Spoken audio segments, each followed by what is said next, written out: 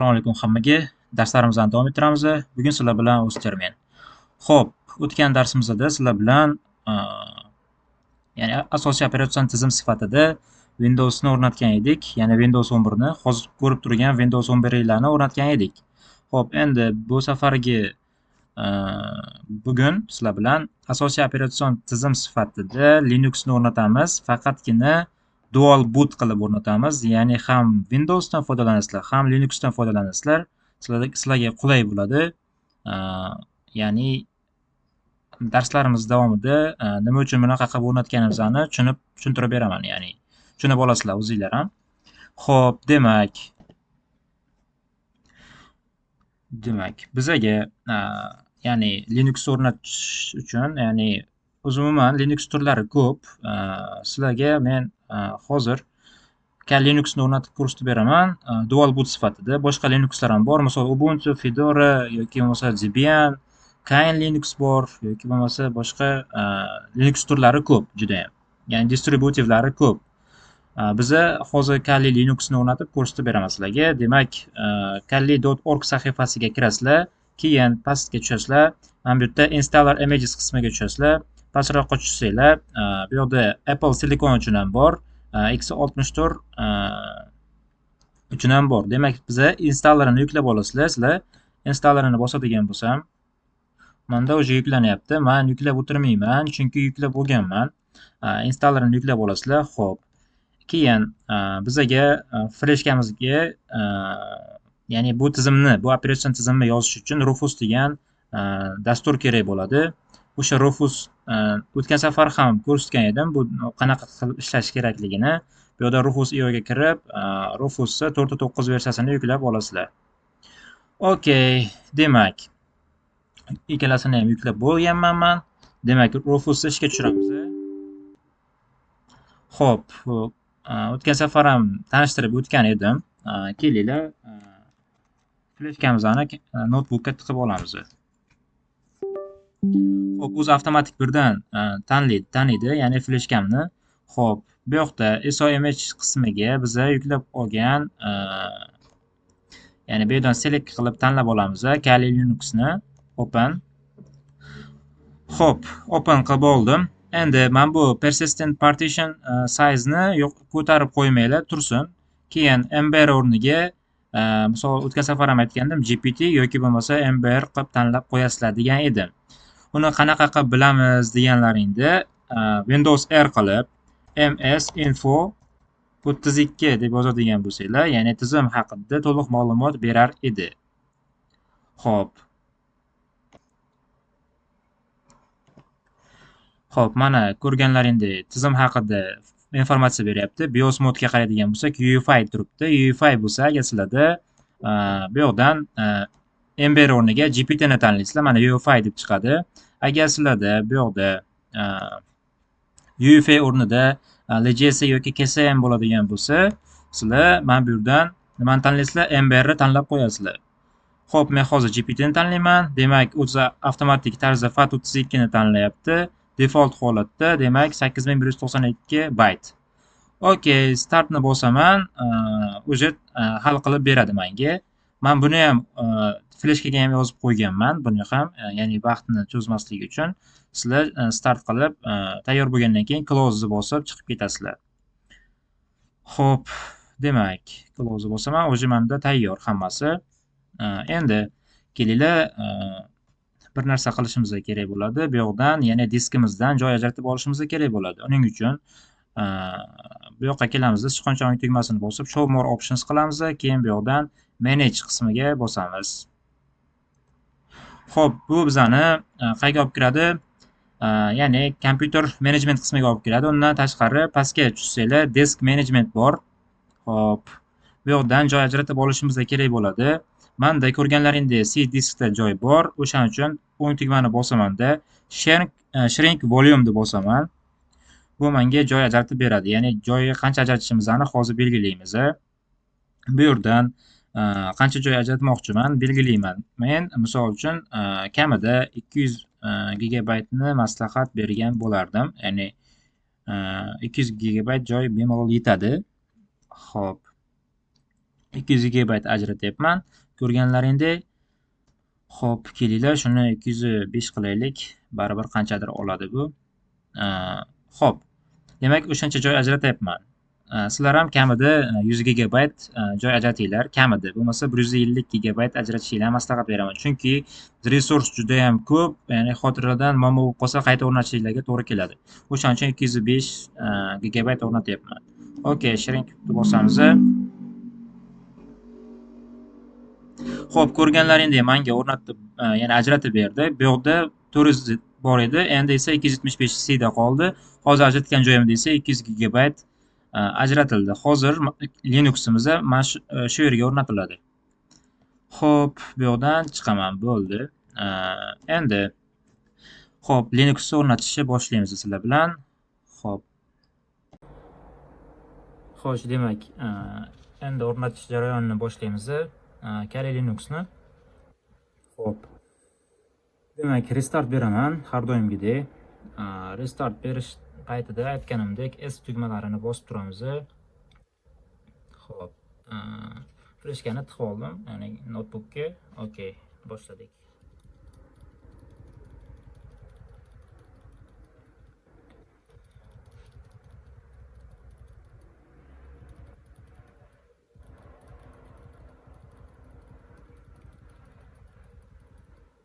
Xo'p, ko'rganlaringdek, o'tgan safar chiqqan oynalar chiqyapti, ya'ni startup menu, ya'ni system information, F1 ekan, F2 system diagnostika, F9 boot menu, F10 BIOS setup, F11 system recovery va F enter continue startup ekan. Bizga har doimgidek F10 va F9 tugmalari muhim hisoblanadi, ya'ni BIOS setup va boot menu. Okey, demak, men F10 bilan BIOSga kirib olaman avval. Xo'p, BIOSga kirib oldim, ko'rganlaringdek. Endi bu yerdan har doimgidek security boot o'chirilgan bo'lishi kerak. Bizning fleshkamiz bu yoqdan tanlab, ya'ni F5 va F6 tugmalari bilan tanlab, mana. Xo'p. Voy. Ko'rganlaringdek, ya'ni birinchisiga o'tkazib qo'yishimiz kerak bo'ladi. Endi F10 ni qayta bosganimda mendan chiqasanmi, saqlaysanmi deydi. Yes ni bosasada. Endi men boot menyuga o'tishim uchun F9 tugmasini bosib turaman.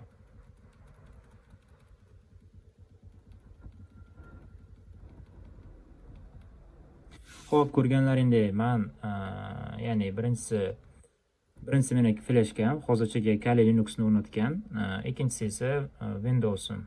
Xo'p, men Kali Linux o'rnatilgan fleshkaga bosaman, enter qilaman. Okey, ko'rdinglar, menda hozir Kali Linux'ni o'rnatish oynasi chiqdi. Xo'p, endi bu yoqdan nima qilamiz? Install qilishimiz ham mumkin yoki bo'lmasa grafikalar install qilishimiz ham mumkin. Farqi yo'q. Kelinglar, install qilamiz shunchaki. Install tugmasini bosdim. Xo'p, go back qilaylik. Bu sal noqulay bizga.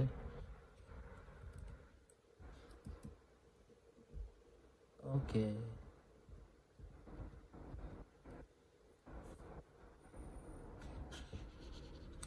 Xo'p, kelinglar, orqaga qaytaman.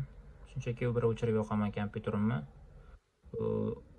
Bu oyna menga sal noqulayroq, keyin ekranga ko'rinishi ham xalqaroq bo'ladi. O'shaning uchun shunaqa qilyapman.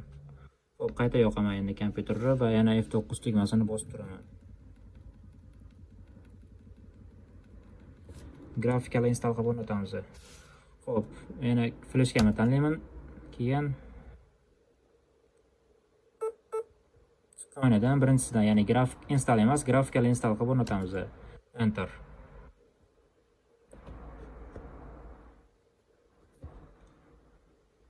Xo'p. Demak, okey, endi bu yoqda English turaveradi. English varianti yaxshiroq. Okey, continue bosamiz. United States turgani yaxshi. Continue bosamiz. American English deyapti. Okey, continue tugmasini bosaman. Xo'p, ozroq kutamiz.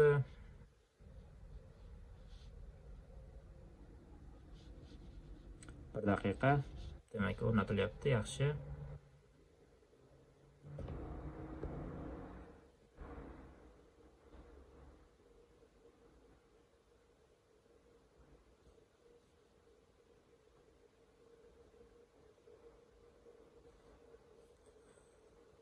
Xo'p, demak. Xo'p, mana ko'rib turibsizlar, ya'ni network deyapti. Ya'ni tarmoq qo'llanishimiz kerak. Tarmoqni tanlayman men. O'zimni Wi-Fi'imni tanlab olaman. Xo'p, ya'ni ochiq tarmoqlimi yoki yopiq tarmoqlimi deyapti. Ya'ni meniki Wi-Fi'im ochiq tarmoqli emas, o'shaning uchun pastdagisini tanlayman va continue ni bosaman. Keyin Wi-Fi'imni parolini kirgizishim kerak bo'ladi. Xo'p, Wi-Fi parolini kirgizdim. Ya'ni osonroq bo'lishi uchun shunaqa parol qo'ygandim. Okey, continue ni bosamiz.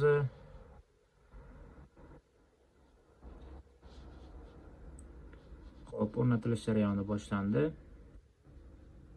Hozirroq kutaman.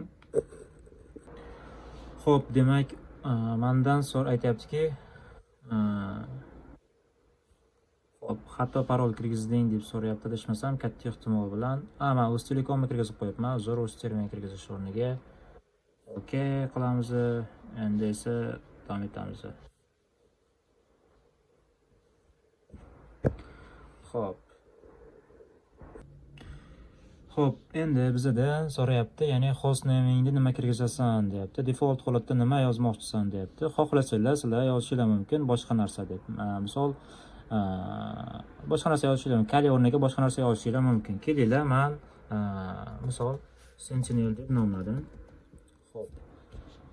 Hostnameni ya'ni xo'p. Okey. Endi domain name kerak emas. Continue ni bosamiz.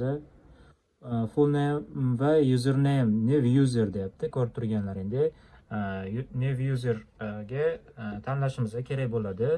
Ya'ni buni esimizdan chiqarib olmasligimiz kerak, chunki avtorizatsiya qilayotganda kerak bo'ladi. Xo'p, men Uztermen deb nomladim masalan. Uztermen. Xo'p, okey. Continue ni bosamiz. Username for your account deyapti. Ya'ni buni ham Uztermen kirgizasanmi deyapti. Ya'ni bu akkauntimizni, ya'ni username'imizni xo'p, Uztermenda qo'la qolsin. Keling, orqaga bitta qaytaman. Ya'ni full name new userga shunchaki o'chirib qo'ysanglar ham bo'lar ekan, kerak emas ekan. Shunchaki continue deb bosamiz ekan. Endi ikkinchisi akkauntga esa shunchaki Uztermen deb kiritar ekanman. Ya'ni buni eslab qolishim kerak, ya'ni username'imni. Chunki aytganda avtorizatsiya qilayotganda kerak bo'ladi. Continue ni bosamiz. Endi parol kirit deyapti. Parol kiritib olamiz. Xo'p, keyin parol kiritib oldim. Continue ni bosaman. Parolni ham esdan chiqarib olmanglar. O'zi avtomatik nima tanlayotgan bo'lsa, o'shani qilinglar. Continue ni bosamiz. Xo'p. Demak, bir daqiqa.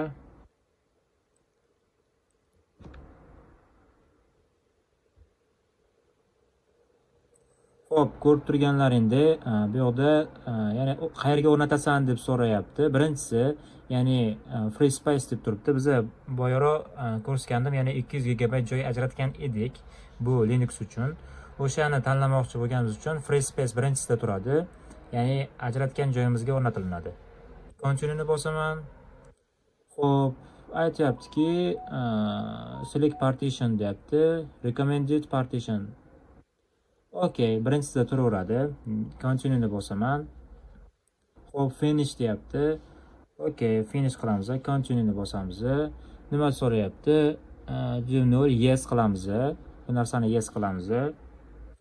Xo'p. Keyin continue ni bosaman. Hozir bir daqiqa. Demak, bu install bo'lyapti. Demak, ozroq kutamiz endi. Xo'p. Demak,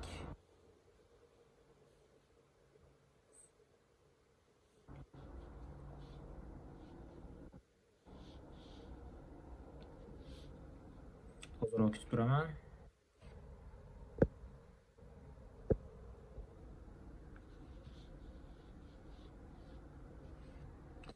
Xo'p, endi asosiy joyiga keldik. Sizlarga bitta zo'r narsani aytaman. Xo'p, environment ya'ni desktoping qanaqa ko'rinishda bo'lsin deydi. Ko'rib turganlaringdek 3 ta tanlov bor. Bizada birinchisi default holatda Xface deb turibdi, ikkinchisi Gnome, uchinchisi esa KDE Plasma deb turibdi. Ya'ni sizlarga maslahat berardim, birinchisida qolmasin, chunki hamma o'zi birinchisini ishlatadi, ya'ni xunuk juda ham. Ikkinchisi Gnomeda o'tkazib qo'yasizlar. Mana bu Gnome versiyani ishlatamiz. Juda ham Linux ila chiroyli holatga keladi, katta bo'lib, applicationlar ham ko'rinib, chiroyli bo'lib turadi, ya'ni Gnome versiyada. KDE Plasmaga ham o'tkazmanglar, Xface'ga ham o'tkazmanglar, faqatgina Gnome versiyada qoladi. Keyin ko'rib turganlaringdek, top 10 toollar o'rnatilsinmi deyapti. Ha, o'rnatilsin deyman va continue ni bosaman. Xo'p, qaranglar, menda xatolik chiqdi. Ya'ni o'rnatish mumkin emas degan. Continue ni bosamiz. Keyin bitta orqaga, mana bu yerga qaytamiz. Configuration yoki select install software ga qaytamiz. Continue ni bosaman. Xatolik chiqqani nima edi? Ya'ni bunda Xface'ni o'chiramiz, Gnome ga tanlaymiz-da. Faqatgina mana buni o'chirib chiqamiz, oxirgi 3 talikni. Ya'ni top 10 talikda o'rnatib bo'lmasligi uchun o'sha xatolik chiqdi bizda. Xo'p, demak bitta Gnome tanlar ekanmiz, buni tanlar ekanmiz birinchisini. Okey. Qolgan 3 tasini o'chirar ekanmiz. Continue ni bosaman, endi menda xatolik chiqmaydi. Xo'p. Demak, endi kutib turaman o'rnatguncha. Xo'p, bizda o'zi o'rnatilish yakunlanyapti. Hozir kutamiz.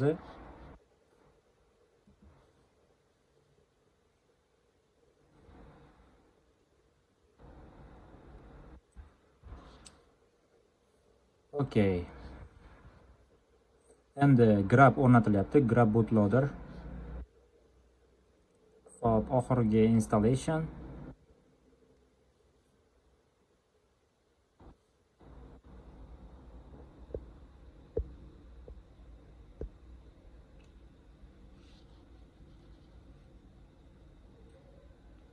Xo'p, aytyapti, reboot qilasanmi deyapti.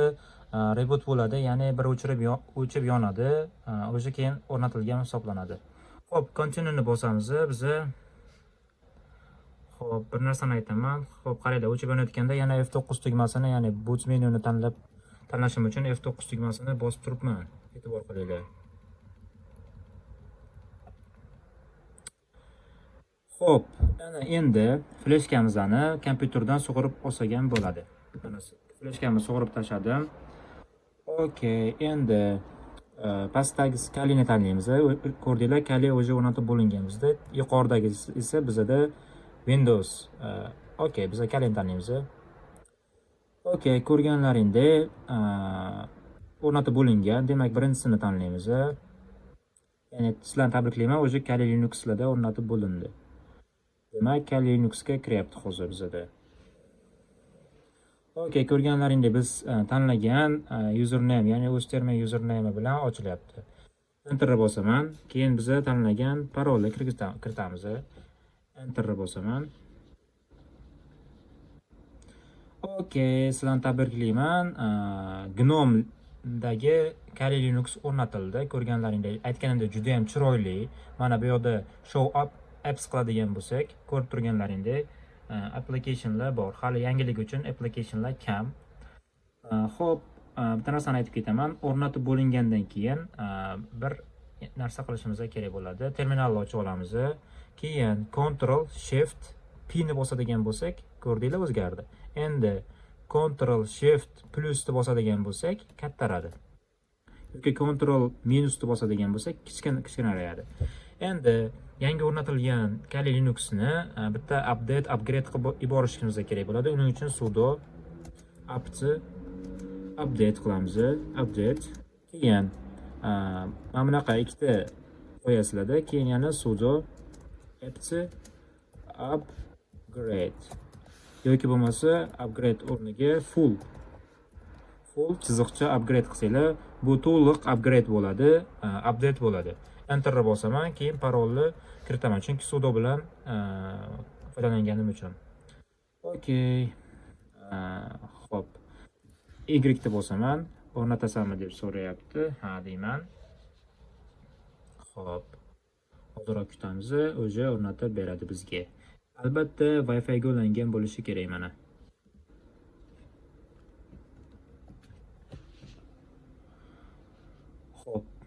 aytganimdek, Ctrl Shift plusni bossanglar kattaradi, Ctrl minusni bossanglar kichkinarayadi. Ko'ryapsizlarmi?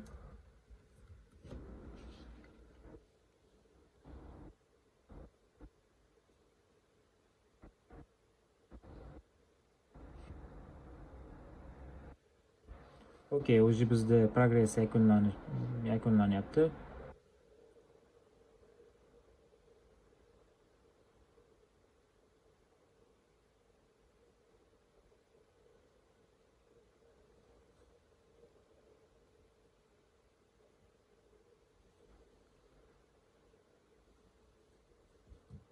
Ya'ni yangilaganimizdan sababi, ya'ni ayrim xatoliklar yoki qanaqadir bo'lishi mumkin bo'lgan baglarni oldini olish, undan tashqari buni Kali Linux'imizni upgrade, ya'ni kuchaytirishimiz uchun yangilab olyapmiz. Okey, bizda ko'rganlaringdek Sentinel birinchi tanlagan hostname edi, ikkinchisi username, mana userman. Okey, endi bu yoqdan X qilib chiqib olaman. Endi savol tug'ilishi mumkin, biz Windowsga qanday qaytamiz endi? Xo'p, Windows ile o'chib ketmadi. Biza dual boot qilib o'rnatdik. Asosiy operatsion tizim endi bizda ikkita. Hech qanaqangi virtual qurilmalarga o'rnatganimiz yo'q. Tushunib olinglar o'shani.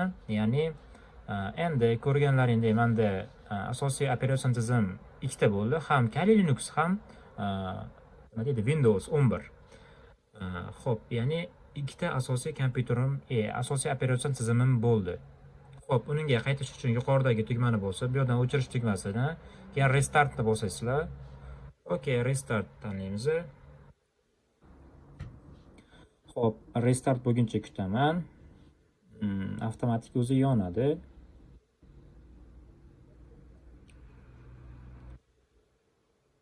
Ko'rganlaringdek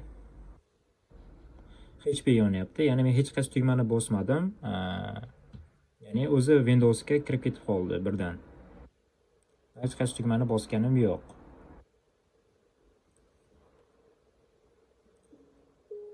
Okey, bizda Windows tanlandi, Windowsga o'tdi mana. Windows parolini ham kiritaman, Windowsga kiradi mana. Windows o'chib ketmadi. Windowsimiz ham asosiy operatsion tizim sifatida o'rnatildi. Kali Linux'imiz ham asosiy operatsion tizim sifatida o'rnatildi. Endi yana savol tug'ilishi mumkin. Ya'ni bu Windowsdan turib Kaliga qanday o'tamiz? Okey, yana restart beraman bunga. Restart bo'layotganda yana F9 ni bosib turaman. U meni nimaga olib kiradi? Ya'ni boot menyuga olib kiradi. Ya'ni bootlarni tanlashimiz uchun, ya'ni operatsion tizimni tanlashimiz uchun olib kirdi. Ko'rganlaringdek F9 bilan tanlab kirib oldim. Sizlarda boshqa tugma bo'lishi mumkin. Masalan, F12, delete tugmasi bo'lishi mumkin, S tugmasi, F1 yoki bo'lmasa boshqa tugmada bo'lishi mumkin. Boot menyu bilan BIOS setup. Okey, ko'rib turganlaringiz, endi men xohlasam Windowsga, xohlasam Kaliga o'taman. Demak, endi mana Kaliga o'tishimiz shunaqa bo'ladi. Yana enter bosaman. Ko'rganlaringiz, endi Windowsdan Kaliga, Kalidan Windowsga qanday o'tishni ko'rsatib berdim. Ikkalasi ham asosiy operatsion tizim sifatida hardverga